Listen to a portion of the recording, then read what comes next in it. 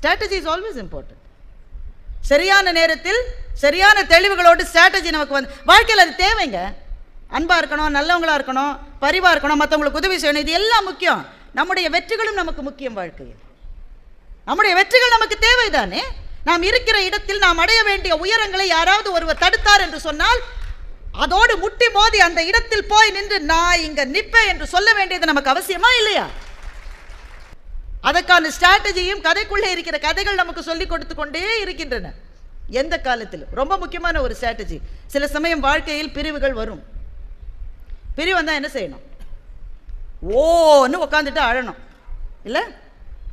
இது சின்ன பிள்ளைங்க ஸ்டேட்டஸ் போடுறது, I want to kill my self.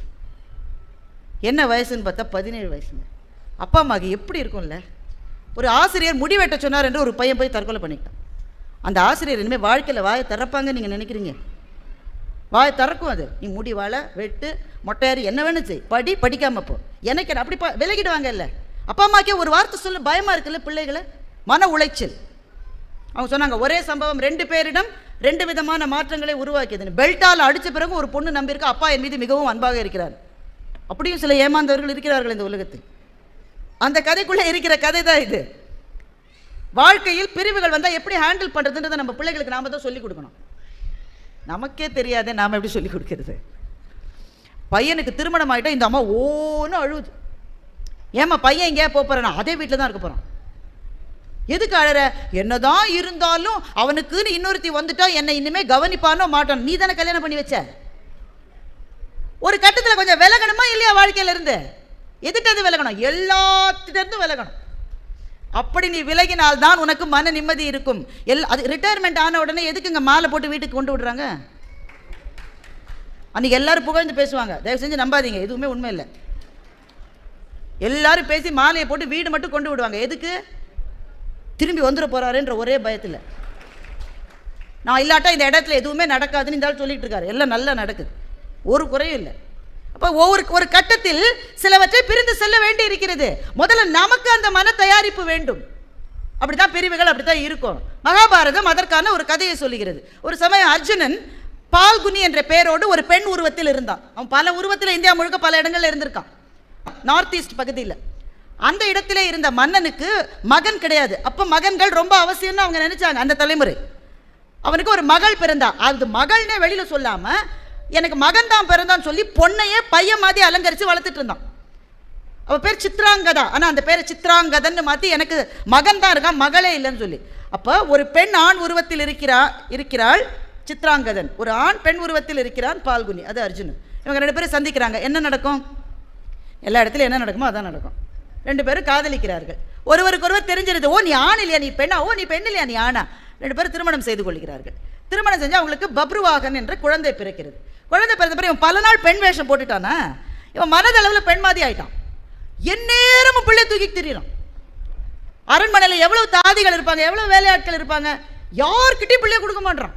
இவனே இடுப்பில் பெண் தூக்குற மாதிரி தூக்கிக்கிட்டு இவனே வச்சிருக்கான் பிள்ளைய. அரண்மனையில் இருக்கிறவங்கள பார்த்து சிரிக்கிற நிலைமை ஆயிடுச்சு. அப்புறம் அஸ்தினாபுரத்துலேருந்து ஓலை வருது, அர்ஜுனா சண்டை வரப்போகிறது, நீ தயாரா என்று ஓலை வருகிறது.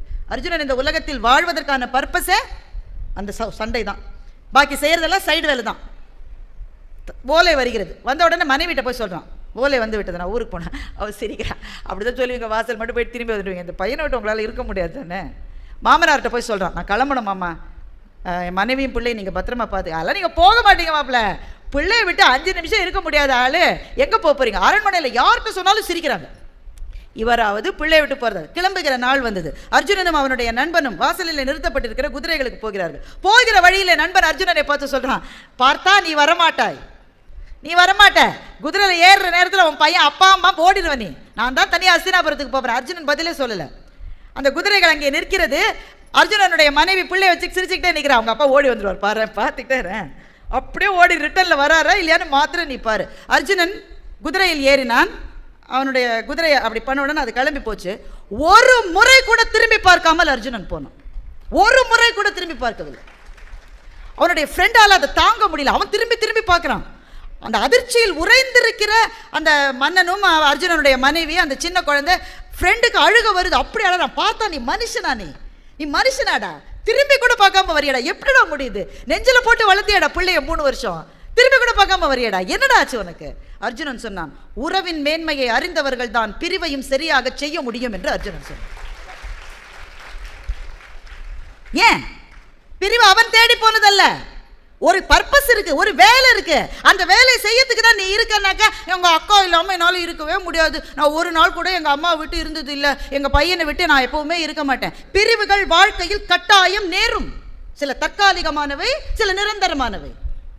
இங்க இருக்கிற உங்க பிள்ளைகளுக்கு அது சொல்லுங்க. 13 வயசுல சொல்லுங்க, 14 வயசுல சொல்லுங்க. அது ரொம்ப சின்ன பிள்ளை, அதுக்கு அது ஒண்ணுமே தெரியும். உங்களோட நிறைய தெரியாது. முதல்ல புரிஞ்சுக்கணும், உங்களோட நிறைய தெரியும். இந்த பாருமா, வயசுன்றது ஒன்று இருக்குது, ஏதாவது ஒன்று வரும்.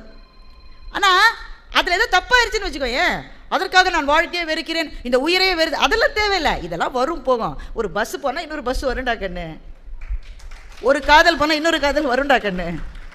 வாழ்க்கை ரொம்ப பெருசு, தப்பு செய்யாத, ஜாக்கிரதையாயிரு. ஒரு வேளை அப்படிதான் வந்துட்டா இட்ஸ் ஓகே.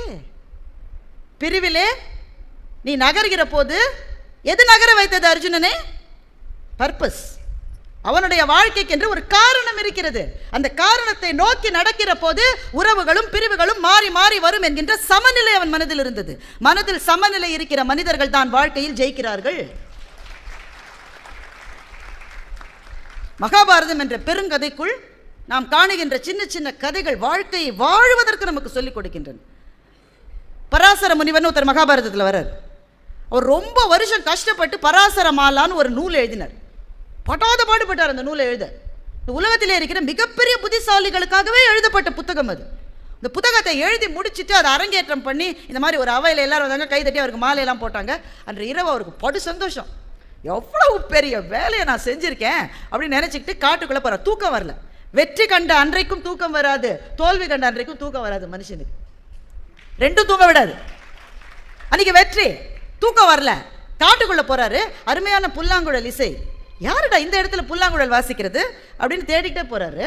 அந்த காட்டில் இருக்கிற ஒரு இடைச்சிறுவன், ரொம்ப ரொம்ப ஏழை பையன். அவனா சும்மா அந்த நாணலில் ஒரு புல்லாங்குழல் பண்ணி வாசிக்கிறான். தெய்வீக கானமாக இருக்குது. அந்த மியூசிக் எவ்வளோ நல்லா இருக்குன்னா, அவன் எந்த மரத்தில் சாஞ்சிருந்தானோ அந்த மரத்தினுடைய கிளையே தாழ்ந்து வந்து அந்த பாட்டை கேட்குது. அந்த மரத்தில் இருக்கிற பூக்கள் காலையில் மலர்கிற பூக்கள், ஆனால் இந்த சங்கீதத்தை கேட்டு இரவிலே அந்த பூக்கள் மலர்கின்றன. அப்படிப்பட்ட சங்கீதம். அவன் தன்னை மறந்து வாசிக்கிறான். இதை பார்த்த உடனே பராசர முனிவர் அப்செட் ஆயிட்டார். கலைஞர்களே இப்படித்தான், வேற ஒருத்தருக்கு கை தட்டிட்டா தாங்கிக்கவே முடியாது. நான் கூட நல்லா தான் செஞ்சேன், இருந்தாலும் இப்போ பராசர முனிவர் என்ன நினைக்கிறான்னா, நான் எவ்வளோ பெரிய வேலையை செஞ்சுருக்கேன், இவன் ஒன்றுமே இல்லை, ஒரு சாதாரண பையன், இவனுடைய சங்கீதத்துக்கு இயற்கையே தலை வணங்குகிறது. என் புத்தகத்தை புரிஞ்சுக்கிறதுக்கே உலகத்தில் 3-4 பேர் இருந்தால் ஜாஸ்தி, நான் பண்ண வேலையே வேஸ்ட்டுன்னு சொல்லி அந்த நூல் சுவடிகள் எல்லாத்தையும் தீயில போட்டு கொளுத்த போகிறார். அப்போ நாரத முனிவர் வந்து, நிறுத்தி, என்ன செய்கிற நீ? எல்லாத்தையும் கொளுத்துறேன். ஏன் கொளுத்துறேன்? அந்த சிறுவன் செய்கிற வேலையை என்னால் செய்ய முடியலையே, அவனுடைய இசைக்கு இருக்கிற பெருமை என்னுடைய நூலுக்கு இல்லையே. நாரதர் சொன்னார், பராசரா என்ன செஞ்சுக்கிட்டு இருக்க நீ? இந்த காடு இருக்குல்ல, சுற்றி பாரு. இந்த காட்டில் யானை எப்படி நடந்து வரும்? எப்படி நடந்து வரும்? கால் அதிர நடந்து வரும். அது நடந்தாலே ஒரு 2 மரம் கீழே விழும், அவ்வளோ பெரிய யானை இருக்குது. இதே காட்டில் தேன் சிட்டு இருக்கு, நீ பார்த்துருக்கியா? ஆமாம் பார்த்துருக்கேன். அந்த தேன் சிட்டு பறந்து போகிற தடம் கூட இல்லை. இல்லை, தேன் சிட்டு பறந்து போனால் கூட நமக்கு தெரியாது, நம்ம கண்ணு முன்னா போனால் கூட நமக்கு தெரியாது, அவ்வளோ சின்னது அது. ஆனால் இந்த காடு காடாக இருப்பதற்கு யானையும் தேவை, தேன் சிட்டும் தேவை தானே. அப்படித்தான் அவனுடைய திறமை அவனுக்கு, அதனால் சிலருக்கு மகிழ்ச்சி கிடைக்கிறது. உன்னுடைய திறமை உனக்கு, அதனால் சிலருக்கு மகிழ்ச்சி கிடைக்கிறது. 2 பேருமே இந்த உலகத்துக்கு தேவை. 2ம் இருந்தால்தான் உலகம் சமநிலையில் இருக்கும். என்னதான் இருந்தாலும் யானை மாதிரி நான் இல்லை அப்படின்னு என்னைக்கா ஒரு குருவி நினைச்சிருக்கா? என்னதான் இருந்தாலும் குருவி மாதிரி என்னால் பறக்க முடியலன்னு எப்போது மீன் நினைச்சிருக்கா? மனுஷன் மாத்திரம் ஏன் சார் அப்படி இல்லை? நான் அவனை மாதிரி இல்லை. அந்த அக்காவுக்கு 800 சேலம் இருக்கும். ஐயோ ஐயோ ஐயோ, இந்த 80க்கே வழியை காணும். மற்றவர்களோடு நம்ம ஒப்பிட்டு கொண்டே இருக்கிறோம்ல. அதில் என்ன பியூட்டினா, நம்ம ஒரு ஏணியில் ஏறுறோம், நம்ம இங்கே இருக்கோம், நமக்கு முன்னாடி ஒருத்தர் இருக்கார். நம்ம இந்த ஆளை பார்த்து நாசமாக போகிறோம், நல்ல கார் வச்சுருக்கான், எங்கள் மாமனார் தான் வாங்கி கொடுத்தாரு, ஒரு டப்பா கார், எப்படியாவது அவன் வச்சுருக்கிற கார் எல்லாம் சொல்லி இங்கே போயிட்டோம். இந்த காரை வாங்கிட்டோம்.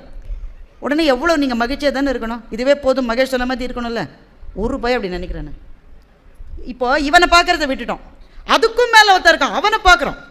அவன் வச்சிருக்கிற கார் எனக்கு இல்லையே. இந்த நிலை வருகிற போது மகிழ்ச்சி என்பது வாழ்க்கையில் எப்படி கிடைக்கும்? நான் கண்ணதாசன் சொன்னார், இன்னொருத்தருக்கான இடம் எனக்கு இல்லையான்னு நினைக்காதடான்னு சொன்னார். அவரவர்க்கு வாய்த்த இடம் அவன் போட்ட பிச்சை, அறியாத மானிடர்க்கு அக்கறையில் இச்சை என்று கண்ணதாசன் இதை மிக அழகாக